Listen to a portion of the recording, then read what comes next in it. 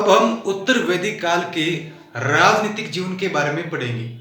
और मैं आपसे ये कहना चाहूँगा कि आप किसी भी सभ्यता के बारे में अब जब अध्ययन करो तो उस सभ्यता के राजनीतिक जीवन को पढ़ने से पहले या पढ़ने के बाद आप इस बात पर जरूर विचार करें कि यदि इस प्रकार का राजनीतिक जीवन इस सभ्यता में नहीं होता तो क्या होता।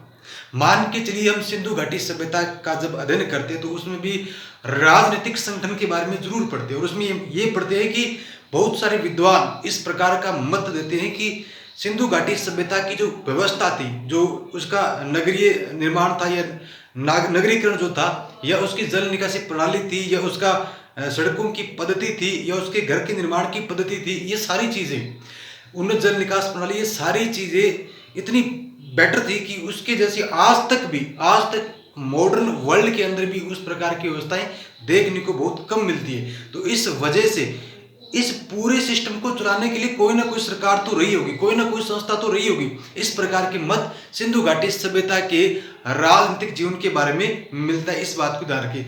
उसके बाद वैदिक काल की बात करें तो वैदिक काल में ऋग्वैदिक काल और उत्तर वैदिक काल दोनों के राजनीतिक जीवन की बात करें तो दोनों में थोड़ा सा अंतर आ जाता है।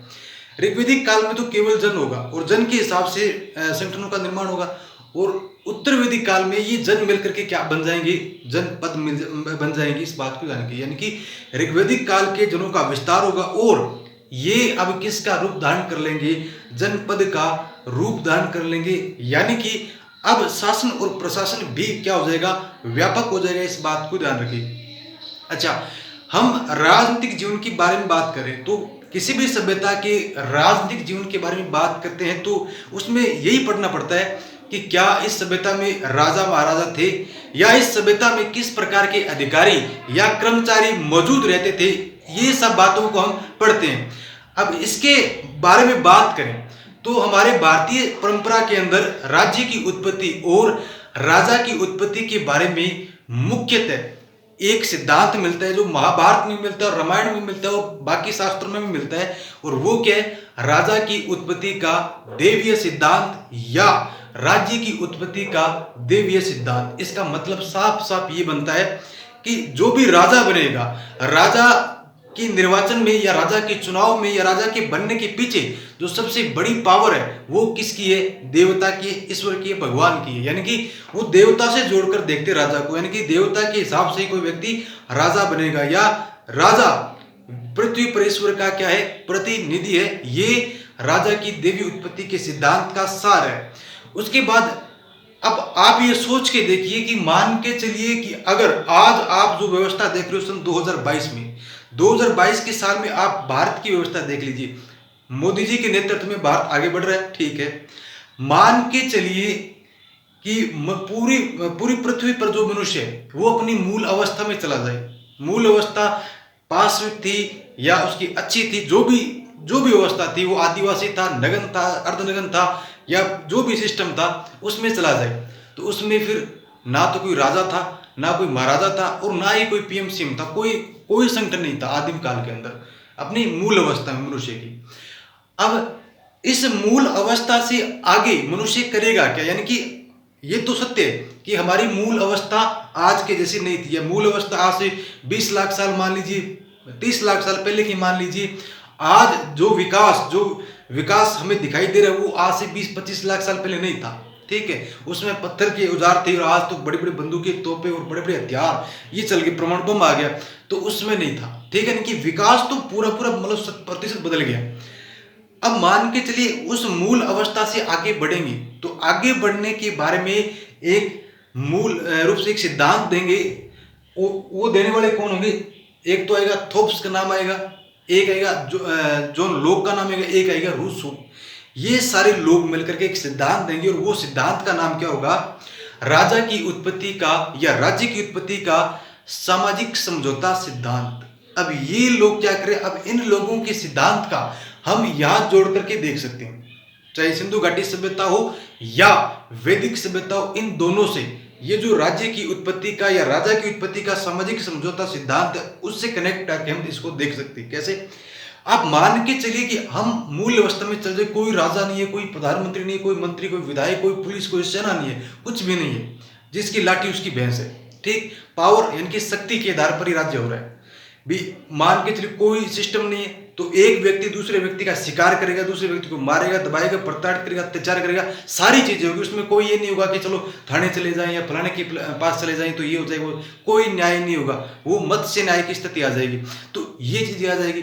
तो उस समय मनुष्य में इस प्रकार के झगड़े, यानी कि मूल अवस्था में मनुष्य में इस प्रकार के झगड़े सदैव होते रहते थे, चाहे वो शिकार को लेकर के हो, चाहे वो खाद्य संग्रहण को लेकर के हो, चाहे वो किसी अन्य प्रकृति के विवाद को लेकर के हो। तो अब ये जो थॉप्स, होम्स और रूसो जैसे जो लोग होंगे वो क्या कहेंगे कि मनुष्य इस प्रकृति से तंग आ गया, यानी कि अपनी जो पाश्विक प्रकृति थी, लड़ाई झगड़े की प्रकृति थी, उससे मनुष्य क्या आ गया, तंग आ गया।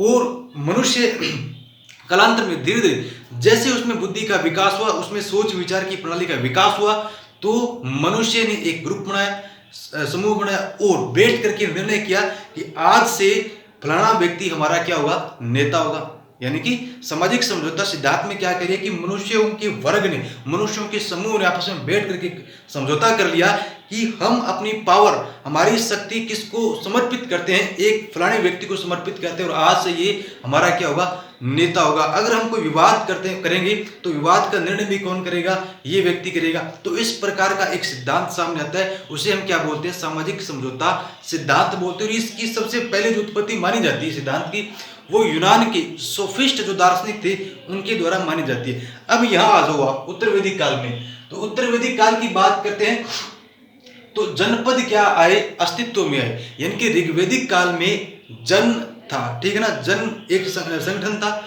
और जन से ये क्या बना, जनपद। संगठन का मतलब क्षेत्रीय मान लीजिए, यानी कि क्षेत्र का निर्माण हुआ। आर्य लोग इस सभ्यता के निर्माता थे और आर्य लोगों ने अपने पैर जहां जहां रखे उनको क्या बोला गया, जनपद बोला गया। इस बात को ध्यान रखिए, जन का विस्तार होकर क्या बना, जनपद। अब इस जनपद में सर्वाधिक जो विकसित जनपद था वो क्या था, पांचाल, ठीक, इस बात को ध्यान रखिए। उसके बाद इस काल में विभागीय व्यवस्था का भी होना अनुमान लगाया जाता है कि उस समय विभागीय व्यवस्था हो सकती है, यानी कि उस समय की राजनीतिक व्यवस्था को अगर गहनता से उसमें पूरे प्रमाण और स्पष्टता के साथ पढ़ा जाए तो ऐसा अनुमान लगता है कि विभागीय व्यवस्था भी हो सकती है।